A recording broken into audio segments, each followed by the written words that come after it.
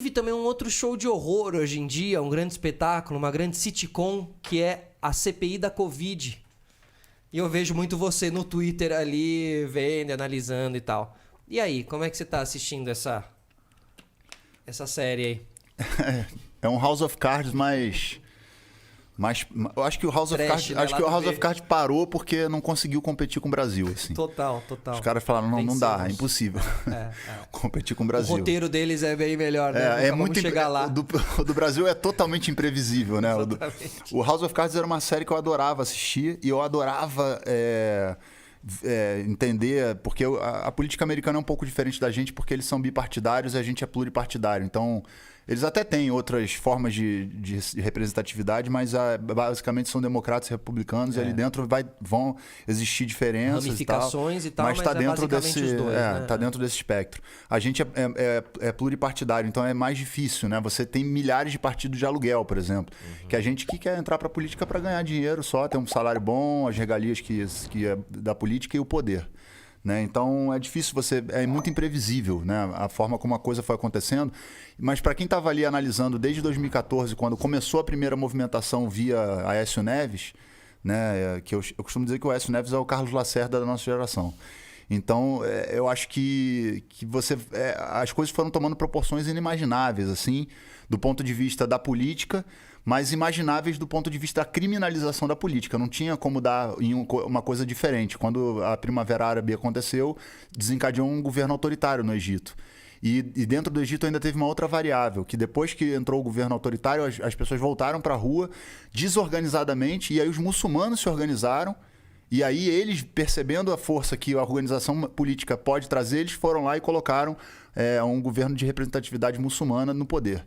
Porque é assim que se faz. Você se organiza, entende qual é a pauta, qual é o mote que você vai representar. Espera o próximo momento. Se organiza e vai. Entende? Então, o Brasil tem essa questão. A CPI da Covid é uma coisa muito louca, porque você tem ali, por exemplo, o Renan Calheiros como relator, que é um político que votou a favor do impeachment, mas, ao mesmo tempo, ele foi contra a perda dos direitos políticos da Dilma, que é uma jabuticaba, essa história. Entendeu? Eles conseguiram fazer essa jabuticaba. Quer dizer, eu empicho a pessoa, e eles sabiam que estava tirando uma pessoa que não poderia ser empichada. Democraticamente. Mas já que a gente empichou, então vamos fazer uma jabuticaba aqui. Não tira os direitos políticos dela, não. Entendeu? E o Renan Calheiros me mandou me prender em 2006, eu acho, ou 2007, que eu fui fazer uma manifestação lá contra ele, no Senado. Em Brasília. E ele ficou chateado com as laranjas que eu levei lá para fazer uma bandeira do Brasil e mandou a polícia do Senado me prender. E aí quem me tirou foi o Gabeira. O Gabeira e o Chico Alencar chegaram lá e não deixaram que eu Rola fosse essa preso. cena dos seguranças saindo ali, indo até você. Tem e tal. fotos, né? No Google tem fotos. E aí eles foram chegando até você e o Gabeira tava ali por perto também? Eles chegaram até mim e me deram voz de prisão, e eu falei que eles não podiam me dar voz de prisão porque eu não estava fazendo nada, não estava cometendo nenhum crime. E nisso eu tentando entrar em contato com alguns parlamentares que eu conhecia, e o Gabeira, ele se prontificou a me ajudar. E o Chico Alencar também, que eram deputados na época, e foram me ajudar. E aí me tiraram, porque os caras estavam realmente me levando preso. Que seria um ato total de covardia total. Claro, né? A reação é muito, né? Putz. E eu sozinho. E eu sozinho. Sozinho. Eu fui fazer uma manifestação sozinho. Porque as pessoas começaram a falar de política em 2013, mas eu já tô nesse assunto desde. Sim, eu lembro 97. Das manifestações suas ali na Paulista, ali, exatamente. Né?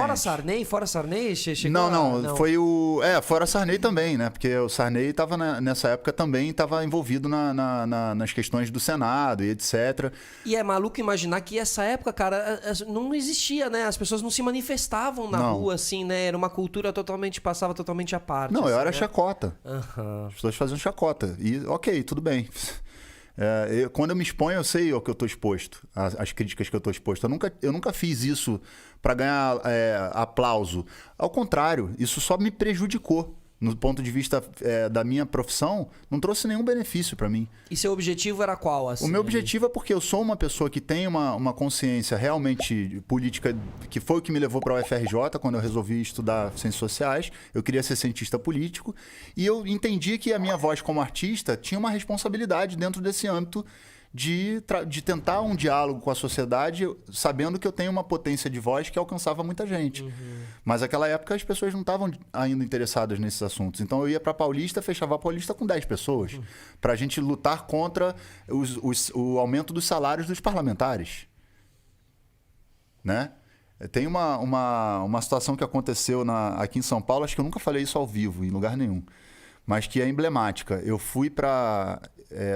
eu falei, cara, eu vou fechar aquela avenida que eu não sei o nome da avenida, que sai na Paulista ali. Você sobe e ela cai na Paulista. Consolação ou Abrigadeiro? É uma das duas ali que é uma... Você vai subindo, né? Os ônibus... É uma via mão dupla, assim, tipo... E aí tem uma subida que é um ponto meio que... Brigadeiro. É meio nevrálgico, assim. Tipo, se você fechar ali, tu cria um congestionamento... Sim, para a cidade. Para São Paulo.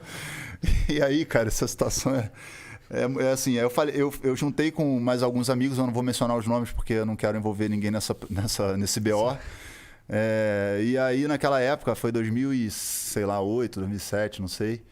E aí a gente juntou uns pneus e aí a gente foi lá para esse lugar, para esse ponto ali. E botei uma porrada de pneu ali, fechei de madrugada, era umas 4, 5 horas da manhã. Jogamos querosene. Botamos fogo nos pneus, fechamos. E aí quando eu voltei pro lugar onde eu estava hospedado, fui olhar para ver se a gente tinha conseguido a reação. Porque aquilo ali seria uma forma da gente chamar a atenção para que a sociedade visse que a gente não ia deixar que essa pauta do aumento do salário dos parlamentares passasse, que a gente estava tentando fazer de todo jeito e nada chamava a atenção das pessoas. Então eu parti vou queimar pneu. Né? Tipo, uma guerrilha, né? pro radicalismo, vamos dizer assim, né? E aí, cara, a polícia chegou lá e aí passou aqueles negócios que passam de manhã, helicóptero, caramba, etc, etc. Só que os caras acharam que aquilo tinha sido uma ação do PCC. E aí desviou totalmente do assunto.